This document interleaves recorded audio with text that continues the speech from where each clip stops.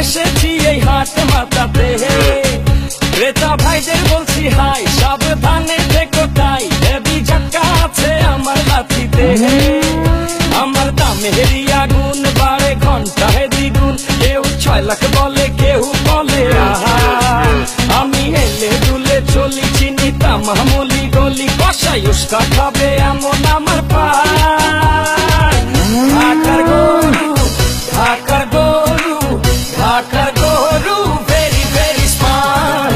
ঢাকার গরু, ঢাকার গরু, ঢাকার গরু ভেরি ভেরি স্মার্ট।